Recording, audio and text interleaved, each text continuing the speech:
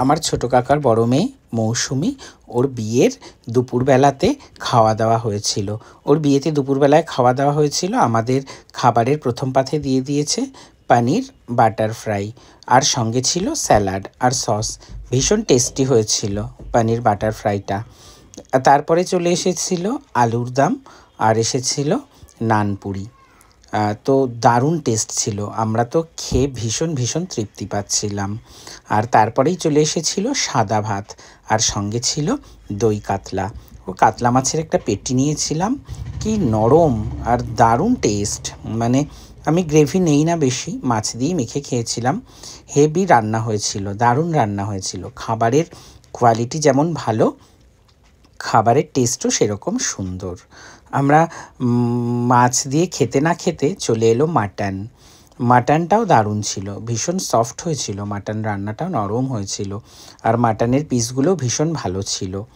আর ভীষণ লেবু মেখে জমিয়ে ভীষণ তৃপ্তি করে খেয়েছি। একটু লেবু চিপে নিলাম, আর দেখো মানে এত ভালো লেগেছে, খাবারটা এত তৃপ্তি করে খেয়েছি কি বলবো।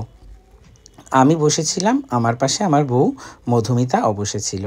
তারপরে চলে এসেছিল চাটনি পাঁপড়, ফ্রুট চাটনি ছিল। ফ্রুট চাটনি আর পাঁপড় লাস্টে খেতে ভালোই লাগে। মাছ মাংস এসবের পরে চাটনি পাঁপড় খেতে খুব ভালো লাগে, আর চাটনি পাঁপড় আমার ভীষণ প্রিয়। চাটনি পাঁপড়টা আর আমি স্কিপ করি না। অনেকেই আছে চাটনি পাঁপড় স্কিপ করে যায়, কিন্তু আমি একটু স্কিপ করি না। চাটনি পাঁপড় দুটোই খুব ভালো মতন খেলাম। এরপরে এসেছিল কিন্তু সন্দেশ মালাই চপ। তো ভাবছিলাম সন্দেশ আর মালাই চপ নেব কি না, ভাবতে ভাবতেই ওরা এসে পাতে সন্দেশ আর মালাই চপ দিয়ে গেছিলো। চাটনিটা আমি দুবার নিয়েছিলাম, এত ভালো লেগেছিল। অনেকক্ষণ ধরেই আমি চাটনি আর পাঁপড় খাচ্ছিলাম।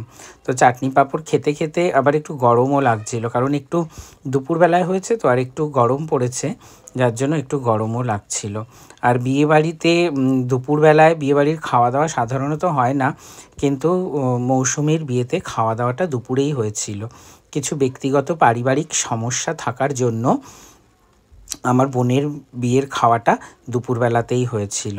যাই হোক, দুপুরে হোক আর রাতে হোক, বিয়ের বাড়ির খাওয়া, বিয়ে বাড়ির আনন্দ সব কিছু একটা আলাদা।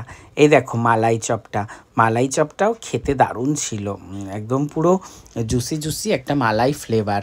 এত ভালো করে খেয়েছি, এত তৃপ্তি করে খেয়েছি কি বলবো। তারপরে চলে এসেছিল সন্দেশ, আর তারপর কিন্তু দিয়ে গেছিলো হাজমোলা। এই যে আমাদের দুজনের দুটো হাজমোলা, দেখো আমরা হাজমোলা খেয়েছি। খাওয়া দাওয়ার পরে নবদম্পতির সঙ্গে দাঁড়িয়ে একটু